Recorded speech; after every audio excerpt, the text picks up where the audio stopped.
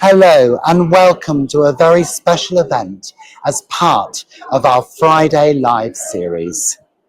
To mark Holocaust Memorial Day, students from Way Valley Academy are representing authentic education at the memorial service held at Dorchester's Corn Exchange. We hope you will join us as we remember all those who have died in genocide. So on behalf of Dorchester Town Council, Dorset Council, and Pushti Bok, Dorset's traveller-led charity, I'd like to welcome you to this year's Holocaust Memorial Commemoration. On the 27th of January, it will be 80 years since the liberation of Auschwitz that opened the world's eyes to the horrors of genocide perpetrated against Jewish, Roma Sinti, gay people, the disabled, and political activists. And today we're also marking the 30th anniversary of the genocide in Bosnia. We come together today to listen, to learn, and pledge to stand firm against intolerance, racism, and the stirring up of hatred against minorities. In the next hour, through art, presentations from young and old, inspiring speakers, film, songs, and music, we'll be moved, educated, challenged, and inspired to challenge the deliberate disinformation that leads to prejudice, hatred, and ultimately genocide. Tolerance, inclusion, positive narratives about each other don't just happen. They need to be worked for and defended. So we live in fractious times, don't we? In July last year, we saw Islamophobia and the hatred of refugees being whipped up in this country by deliberate misinformation following those tragic killings in Southport. In August of last year, I went to a peaceful counter-demonstration against the far right on the streets of Weymouth. That was 2 days after our Roma Holocaust memorial celebration in Sherborne Abbey. This year we'll be commemorating it in Wimborne Minster, because we mustn't forget. And I know only too well from my work with gypsies and travellers the negative effects which are felt by every member of that community by the constant barrage of negative and often untrue stories in mainstream and social media. For the last 10 years, I've been proud to work along Dorset-led travel charity Pushti Bok, which through its persistent advocacy, building of bridges with organisations, and cultural awareness training, is a shining light and an example for all groups who seek to tackle prejudice.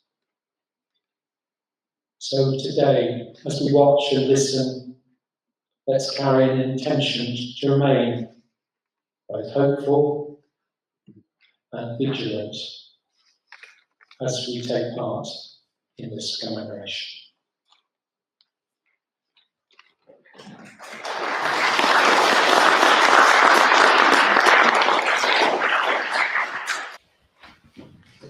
My name is Tina Ellen Lee, and I run a performing arts organisation called Opera Circus, based in Bridport. We develop new works of music theatre and chamber opera, and work a lot with young people, both in Dorset and other parts of the UK, in wider Europe, sometimes beyond, and this includes now small projects in Ukraine and Gaza. In 2007, I was touring a chamber opera in Bosnia, inspired by the Bosnian folk music of Sedna. We were in Mostar, many say the heart of Sedna, where during the Bosnian War that famous beautiful bridge was destroyed. We were running music and theatre workshops with the local children and young people, and I was asked by a local NGO if I would come to Srebrenica and meet 7 young people who had started a children's music theatre. They were 14 to 17 years old and ran workshops with children much younger than themselves, putting on music and theatre shows, and their aim was to bring their community together through art. Initially, they were only Bosnian Serbs, but soon were joined by Bosnian Muslim young people, and after a while, the different ethnicities divided by war didn't seem to matter. As you saw by Jana's comments in the film about how working in the theatre helped her to remove prejudices. Their desire was for good news to come from Srebrenica. They didn't understand why. No one would publicize the good things that were happening in the town. Why it was always the stories of mourning in the past. They wanted to take their work to other towns and cities and show what can be achieved, and then to bring people from outside back to Srebrenica. They wanted to give the town more life. In 2009, I wrote a report for the British Council about what I had observed. The town is losing its population. In 25 years, if something isn't done, most of the young people would have left. The numbers in the schools are shrinking rapidly, and some of the tiny village schools only have 5 or 6 pupils with 1 teacher. The Srebrenica municipality is the largest in Bosnia and Herzegovina, or Republika Srpska, as it's been now known since the Dayton Agreement, with 15,000 kilometers. In 2009, it was estimated they had a total population in the region of 7,000, with 4,000 in Srebrenica itself. And there are 52 villages, with the nearest being like 23 kilometers away. Srebrenica's population is now under 500, and it's a village, it's not a town. I began to invite artists, and this was in 2008, joining me there for short and longer periods of time. I found ways to raise funding. The amazing grants program, Erasmus, which we lost when we left Europe, would enable us to bring young people from other countries to Srebrenica, and then invite young people from that town and other towns in Bosnia to other countries, Portugal, Italy, Serbia, and of course the UK. Many came to Bridport. We even brought teachers from Bosnia to Dorchester. We used music, theatre, circus, parkour, art, film, poetry, and spoken word, and dance. We didn't talk about the war. We didn't do conflict resolution or reconciliation. And we tried to follow what the young people were discovering about themselves and support them in every way we knew how. And it always included a lot of food. I have abbreviated 18 years of work here into a few paragraphs, but it has involved one way or another nearly 25% of my life, and it still does. I can only speak from my experience, what I saw and what I learned. There are so many truths and then so little justice. People who should be imprisoned for war crimes in the Srebrenica region are free, as after so many wars. But justice comes in many forms, and one of the many comments and stories I've gathered is what happens after a war or after a genocide. The grieving, of course, the demand for justice, the searching for the disappeared and buried in an unmarked grave. But there's also what happens to the people, the survivors, those who have to rebuild, in particular the young people looking to their futures, and those with disabilities who are always forgotten. I thought many times about what to say to you today. I wasn't going to write anything down, but then I thought, how can I condense 18 years into 5 minutes? I need the discipline of the script. And why did the young people's dreams of good stories coming from Srebrenica never happen? Well, it's a very long list. Journalists who always wanted local people to relive their trauma over and over again. They only wanted to tell of the horror of the genocide. Local and international corruption from politicians, huge sums of money disappearing over and over again, genocide tourism, and people coming to the Memorial Centre and not travelling any further to Srebrenica town itself.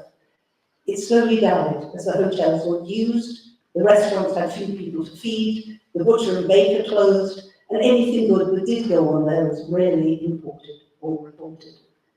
The young people in general told me that they didn't want to go back to the past but wanted a future. All those that could left. Those that remained, if they want a job, have to join the local political party first. At election time, votes are bought, and people, of course, don't want to live in a place where the name of the town is only linked to genocide. The final story is about a young West Dorset dancer who came with us to Srebrenica in 2015. 120 young people from the UK, Italy, Serbia, Georgia, Portugal, Romania travelled to the town, all working together over 2 weeks, creating songs, spoken word, learning circus skills and parkour, theatre, and making new friends. 3 weeks before we were due to leave, this young dancer's father was killed in a crash. We of course said, "You don't have to come," but she insisted. She spent her time choreographing, dancing in spaces, empty bomb buildings, in the streets, worked on music for dances with other young people, and produced a performance at the end in honour of and for the great love she had for her father. She was only 16. I have never forgotten the immensity of that gift she gave us all in that town that had lost so much. She gave us hope for a better future. Thank you.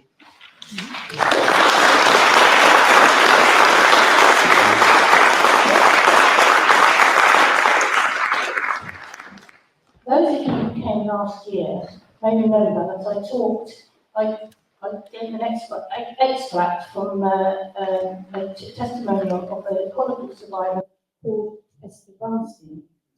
I did explain at the time that this was a lady who I'd known as a child. Esther and her husband Stan were friends with my parents. This is in London. And that subsequently, one of her daughters had actually moved to Wales, and therefore her children had gone to local schools, gone to Ray Valley, in fact. At that time, we couldn't trace Dawn, we couldn't find Dawn, we could move away to elsewhere, to Somerset. But Dawn's background was as what we call second generation, the child of a Holocaust survivor. Lorna became an artist, and very much of her art is very linked to that experience. We're very honoured to be able to show a short film about where Lorna is talking about her parents and her mother in particular. So we'd like to say this is my parents of the Holocaust.